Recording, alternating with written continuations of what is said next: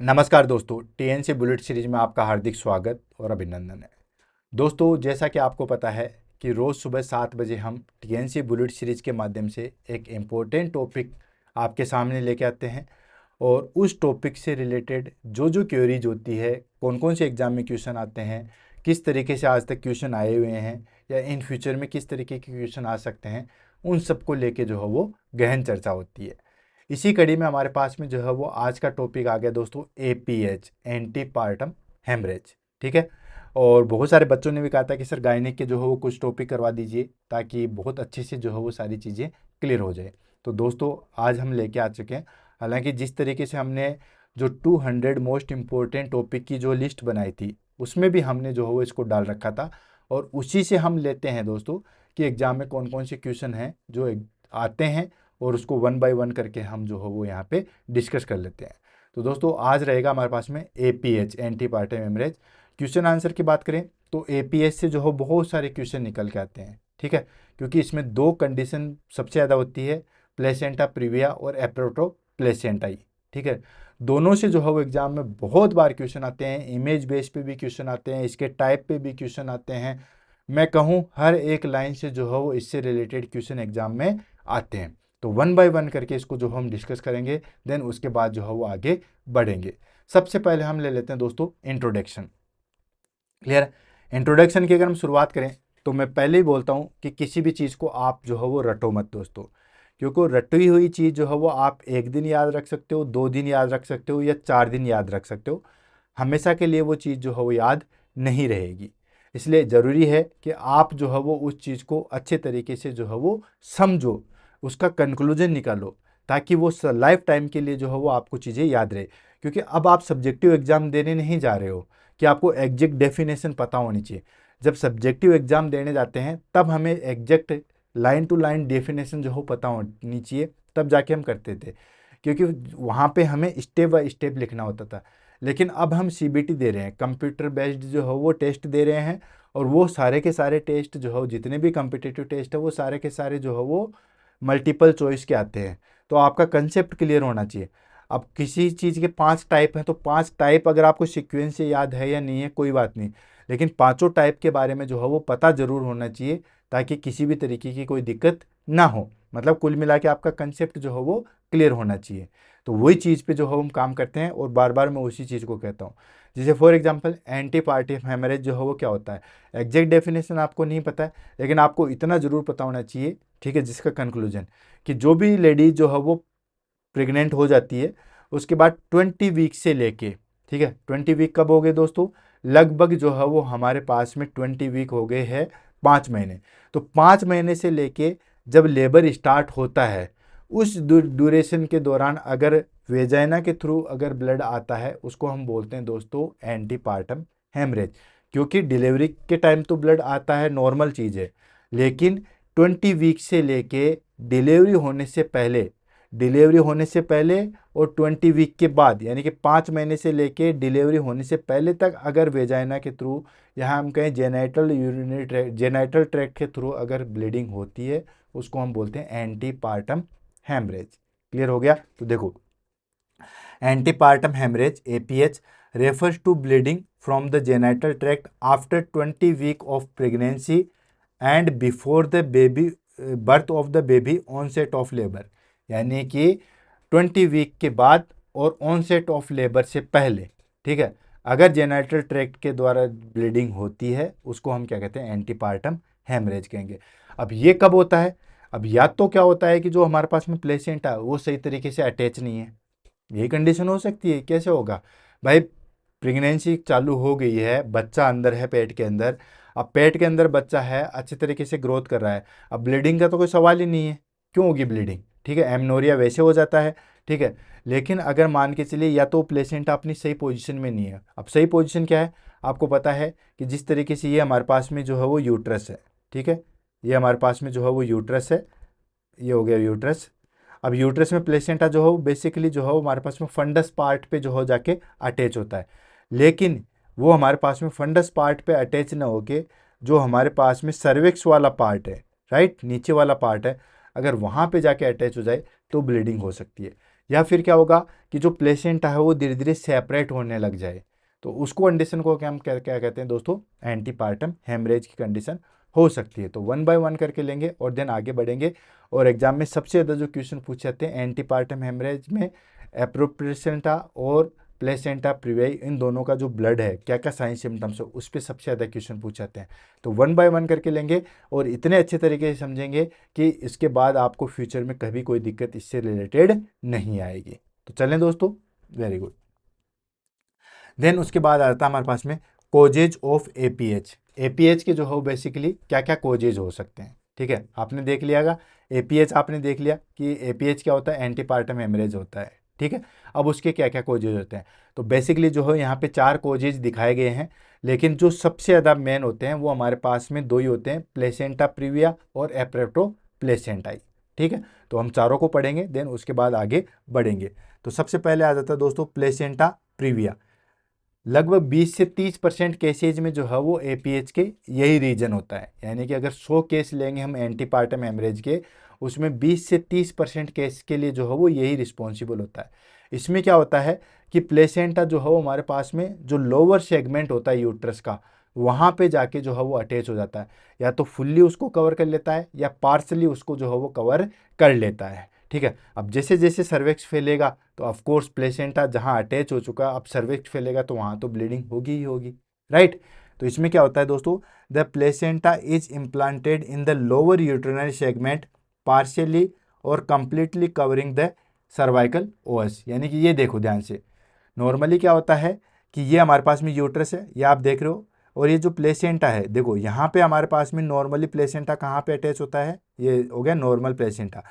जहाँ पे हमारे पास में फंडस वाला पार्ट होता है, यूट्रस का जो फंडस पार्ट होता है वहाँ पे प्लेसेंटा अटैच होता है। अब ये सर्विक्स जैसे ही अगर ओपन होगा तो ऊपर किसी चीज़ की कोई दिक्कत नहीं आएगी क्योंकि प्लेसेंटा तो ऊपर है।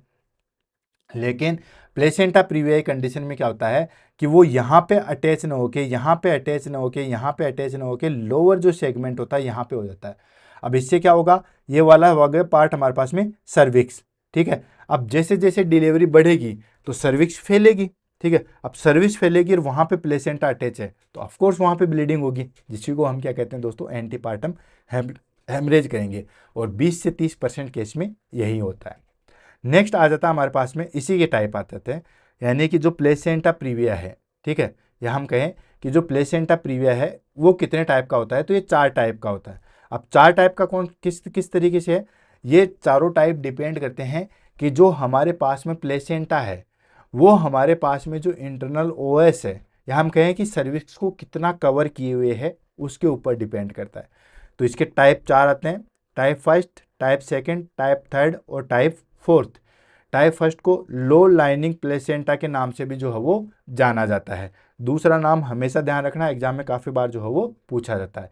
इसमें क्या होता है दोस्तों कि जैसे ये हमारे पास में सर्विक्स वाला पार्ट है और प्लेसेंटा जो है वो बिल्कुल इसको कवर सा करता है, ठीक है ना, इस तरीके से प्लेसेंटा जो है उसको कवर सा करता है। ये हो गया हमारे पास में लो लाइनिंग प्लेसेंटा। सेकेंड आ जाता है हमारे पास में that is called marginal. Marginal में क्या होता है दोस्तों, ये हमारे पास में जैसे इंटरनल ओएस है तो इसमें थोड़ा सा मार्जिनल पार्ट को जो है वो कवर करता है, इस तरीके से थोड़ा सा मार्जिनल पार्ट को, ठीक है। नेक्स्ट आ जाता है हमारे पास में that is called partial. Partial में क्या करता है दोस्तों, जैसे ये हमारे पास में जो है वो इंटरनल ओएस है और इसमें इसको जो पार्शियली कवर कर लेता है, ठीक है ना, पार्शियली जो है उसको कवर कर लेता है। लास्ट आ गया कंप्लीट। कंप्लीट में क्या होता है दोस्तों, कंप्लीट में जो हमारे पास में इंटरनल ओएस है, जैसे ये इंटरनल ओएस है, पूरा का पूरा प्लेसेंटा इसको कवर जो है वो कर लेता है। तो ये हमारे पास में जो है वो 4 टाइप हो गए किसके, दैट इज कॉल्ड एप्रेप्टो प्लेसेंटा के। समझ में आ गया, सॉरी प्लेसेंटा प्रीविया के 4 पार्ट हो गए, कौन कौन से, type first, type second, type third, type fourth. Type first हो गया हमारे पास में लो लाइनिंग, यानी कि प्लेसेंटा जो है वो नीचे की साइड में ही है। टाइप सेकंड जो हो मार्जिनल है, यानी कि थोड़ा बहुत जो है वो सर्विस को कवर कर चुका है, ठीक है। टाइप थर्ड पार्शियल होता है, जिसमें क्या होता है कि वो सर्विस के काफ़ी हद तक पार्ट को जो हो कवर कर चुके होते हैं। टाइप फोर्थ होता है कंप्लीट, यानी कि पूरी सर्विस को जो हो कवर कर चुके होते हैं। अब देखो यहाँ पे इमेज के द्वारा आप सारी चीज़ जो हो वो समझ जाओगे। ये प्लेसेंटा है, ठीक है ना, फर्स्ट टाइप में देखिए आप, टाइप फर्स्ट में है ये प्लेसेंटा है। अब ये प्लेसेंटा, ये हमारे पास में सर्विक्स वाला पार्ट है। अब प्लेसेंटा और सर्विक्स के बीच में बिल्कुल थोड़ा सा जो है वो डिफरेंस है। यहाँ पे देखिए बिल्कुल थोड़ा सा जो है वो डिफरेंस है, यानी कि बिल्कुल ये हमारे पास में है और बिल्कुल टच वाली चीज़ भी नहीं कह सकते, उतना ही जो है वो उसको हम क्या कहते हैं दोस्तों। और हमेशा ध्यान रखना ये मिड पॉइंट से काउंट किया जाता है, ये जो मिड पॉइंट है इससे काउंट किया जाएगा। क्लियर है? फिर से रिपीट कर रहा हूँ, ये मिड पॉइंट से जो है वो काउंट किया जाता है। तो टाइप फर्स्ट में बिल्कुल जो है वो टच सा करता है।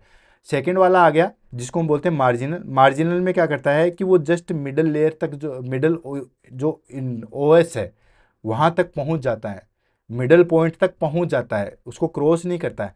टाइप थर्ड आता है, उसमें वो मिडल को जो हो कवर कर लेता है, ठीक है, मिडल को हद से ज़्यादा कवर कर लेता है। और टाइप फोर्थ में जो हो वो देखो आप, प्लेसेंटा पूरे सर्विस को जो हो पूरा कवर कर चुका है, पूरे सर्विस को जो है पूरा कवर कर चुका है। क्लियर हो गया? तो ये टाइप फोर्थ होते हैं। एग्जाम में इनके द्वारा बहुत बार एग्जाम में क्वेश्चन पूछा गया है। ये वाली इमेज के द्वारा भी जो हो एग्जाम में क्वेश्चन पूछा जा सकता है, ये वाली इमेज के द्वारा भी एग्जाम में देके जो हो वो क्वेश्चन पूछा जा सकता है, इसलिए ध्यान रखना, क्लियर जो है वो कर लेना। ये हो गया हमारे पास में टाइप का फर्स्ट। नेक्स्ट आ गया प्लेसेंटा एप्रोप्रिएटा, ठीक है। पहला था हमारे पास में दैट इज कॉल्ड प्लेसेंटा प्रीवियाई, ठीक है, जिसके अंदर हमारे पास में क्या था कि वो हमारे पास में जो लोअर सेगमेंट है वहाँ पे अटैच होता था। सेकंड आ गया जिसको हम बोलते हैं प्लेसेंटा एप्रोप्रिएशन। एप्रोप्रिएटा मतलब कि हमारे पास में सेपरेशन, हम कह सकते हैं कि अर्ली जो सेपरेशन होता है 30 से 35% केस में ये देखने को मिलता है।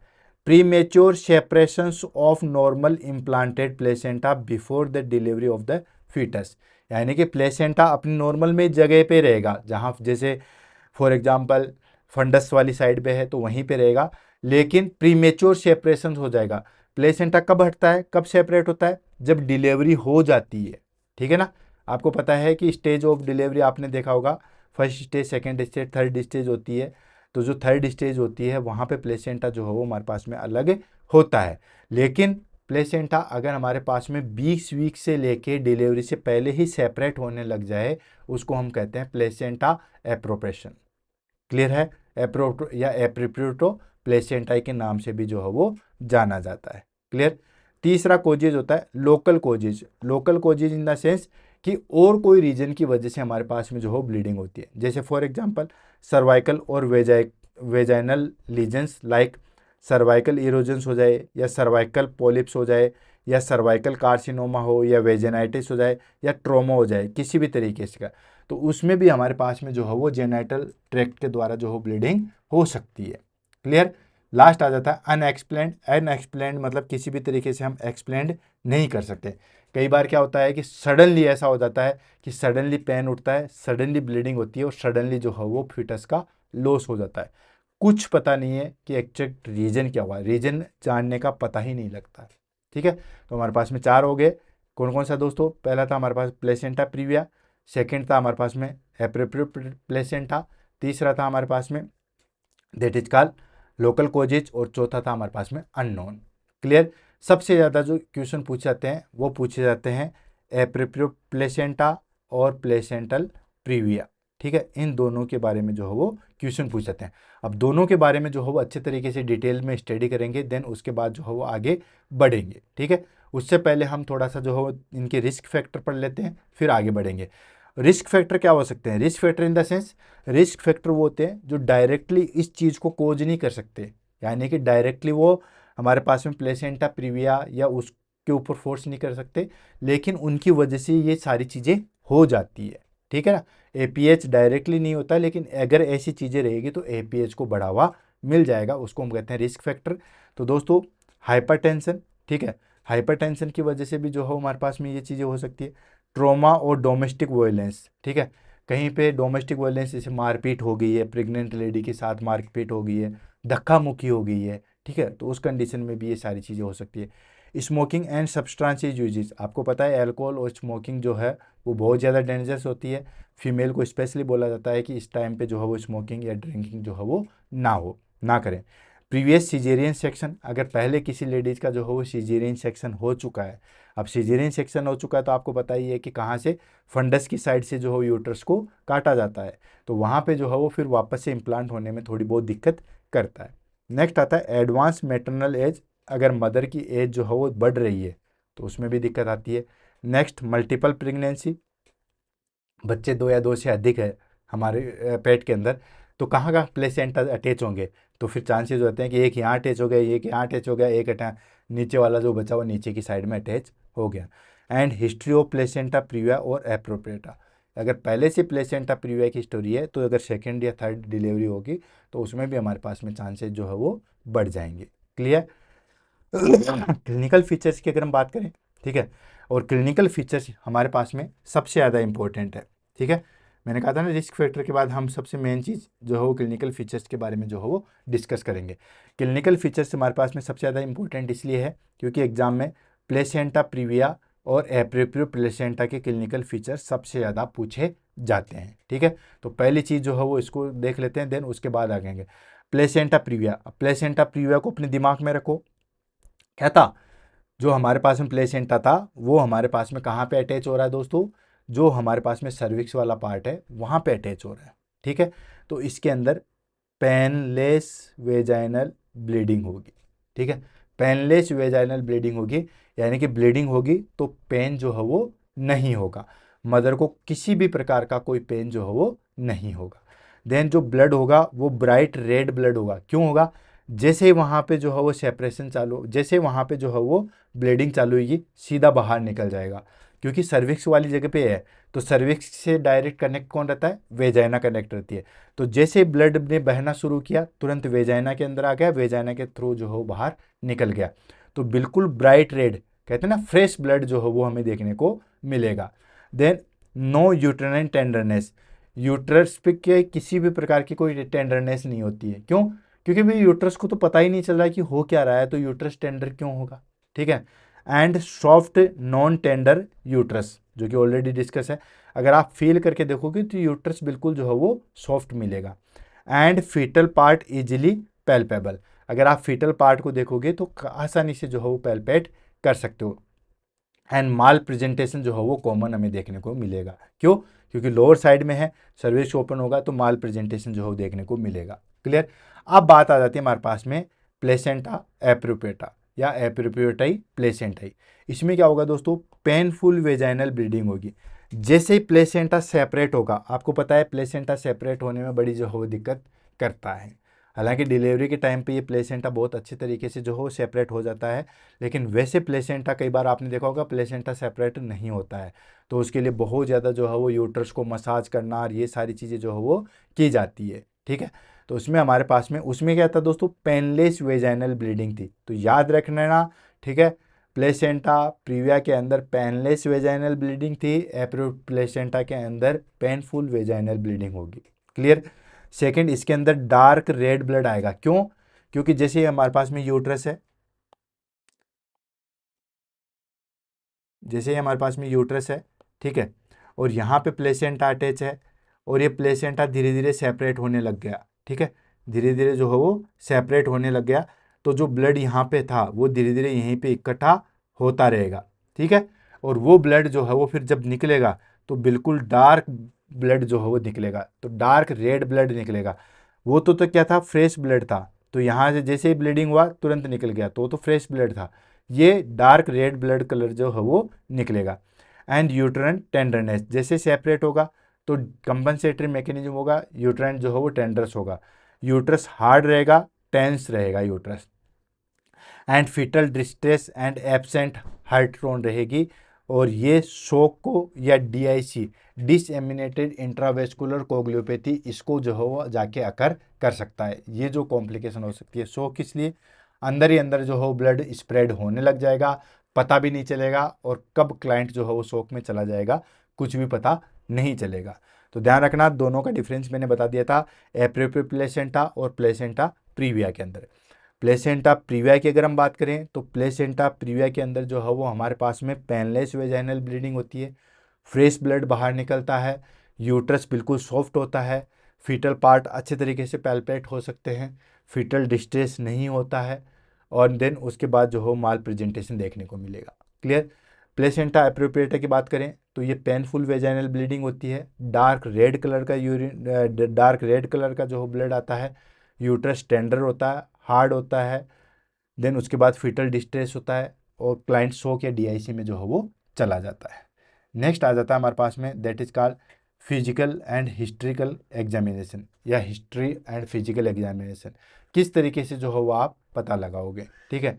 तो सबसे पहले onset, duration, amount and nature of bleeding, यानी कि जो ब्लीडिंग हो रही है उसके ड्यूरेशन देखेंगे कि कितने अंतराल तक जो है वो हमारे पास में ब्लीडिंग हो रही है, कितने कितने अंतराल पे जो हो ब्लीडिंग हो रही है, ब्लीडिंग का कलर कैसा है, किस तरीके का जो है वो कलर है, ये सारी चीज़ देखेंगे।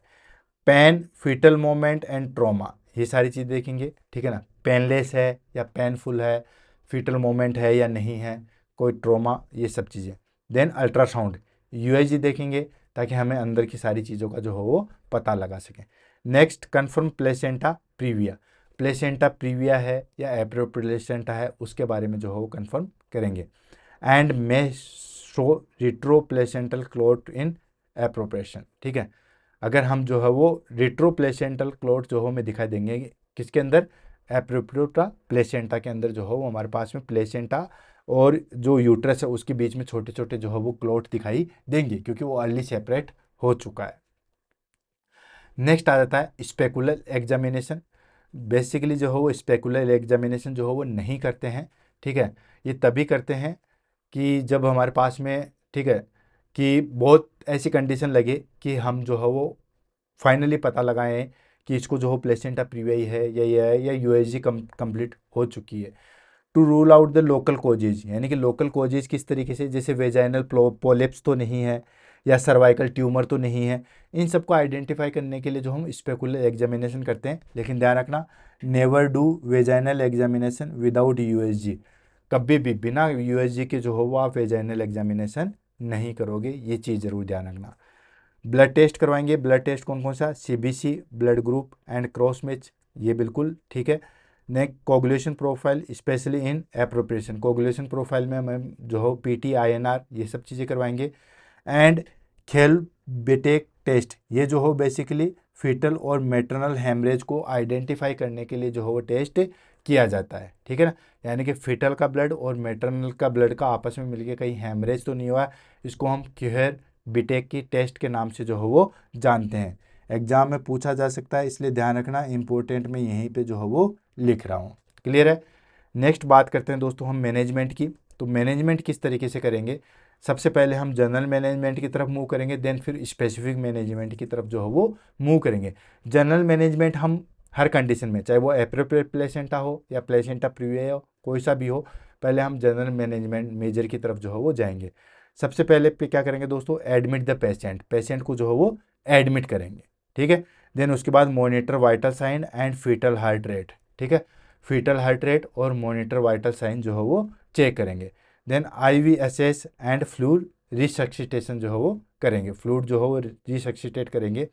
Then cross match blood and keep ready, cross match blood का ये सब चीज़ें करके जो है वो रेडी रखेंगे, क्या पता कब जो हो ब्लड की ट्रांसफ्यूजन की ज़रूरत हो जाए, कब क्लाइंट जो है वो शोक में चला जाए।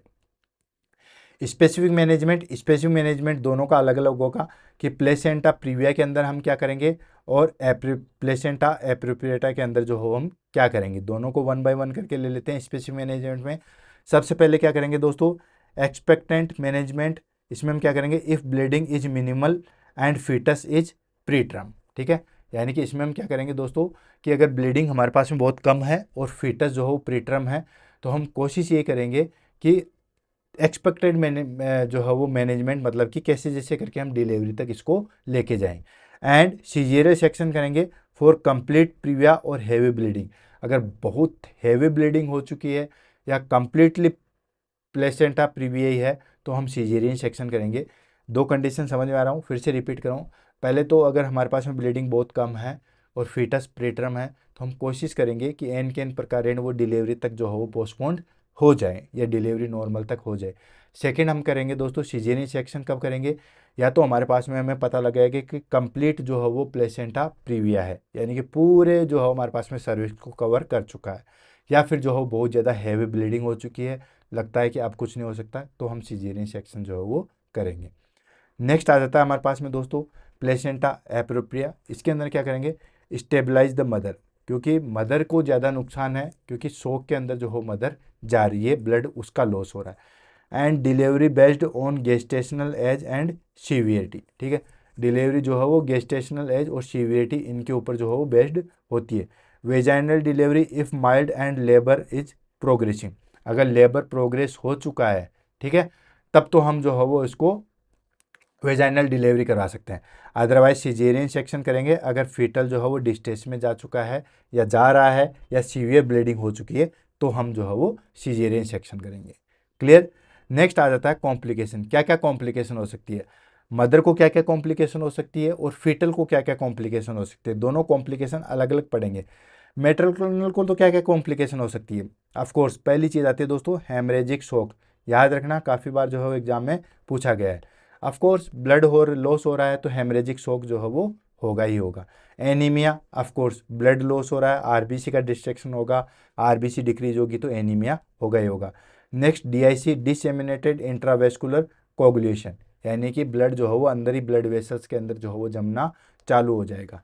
इन्फेक्शन, ऑफकोर्स इन्फेक्शन हो गया होगा। एंड इंक्रीज सिजेरियन रिस्क, वो तो है ही है, सिजेरियन सेक्शन के रिस्क जो है वो बढ़ जाएंगे। ये सारे के सारे जो है वो कॉम्प्लिकेशन है हमारे पास में मेटरनल के।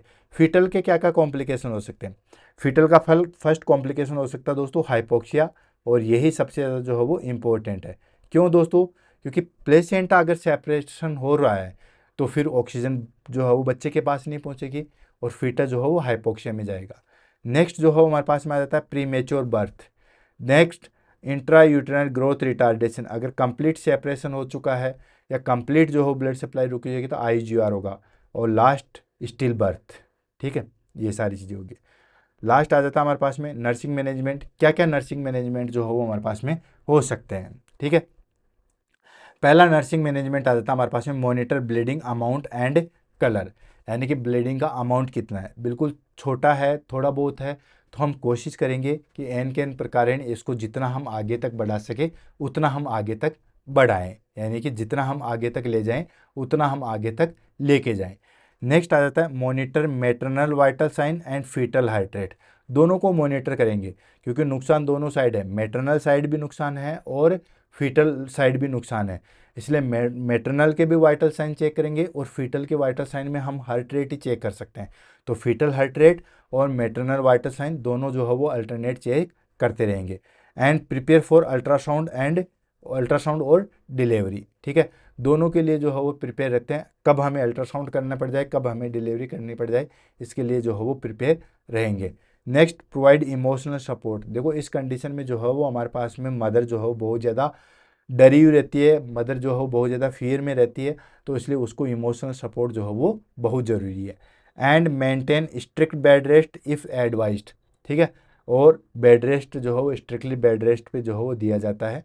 नेक्स्ट एडमिनिस्टर प्रिस्क्राइब्ड मेडिकेशन, जो भी प्रिस्क्राइब्ड मेडिकेशन है वो सारी की सारी जो है दी जाती है, जैसे टीकोसाइलेटिक स्टेरॉयड जो भी है हमारे पास में, प्रीटर्म बेबी है तो हम स्टेरॉयड्स वगैरह जो है वो देते हैं। And blood transfusion if necessary, shock के अंदर अगर क्लाइंट चला जाएगा या सीवियर एनीमिया के अंदर चला जाएगा तो हम जो ब्लड ट्रांसफ्यूजन देंगे। ये भी एग्जाम में काफ़ी बार पूछा गया है कि अगर डिलीवरी है और फाइनल स्टेज में है और उस कंडीशन में सीवियर एनीमिया है तो क्या करोगे, तो उस टाइम पे आप आयरन की टेबलेट नहीं दोगे, कब तो वो बढ़ेगा, कब क्या करोगे, ब्लड ट्रांसफ्यूजन ही करेंगे। लास्ट आ जाएगा हमारे पास में document all observation and intervention, जो भी आपने किया जो भी आपने देखा उन सब का जो है वो आप डॉक्यूमेंट करोगे। क्लियर है दोस्तों। तो दोस्तों इसी के साथ हमारे पास में आज की क्लास जो है वो फिनिश होती है। मिलते हैं कल की क्लास में, तब तक के लिए दोस्तों all the best, have a nice day, thank you so much.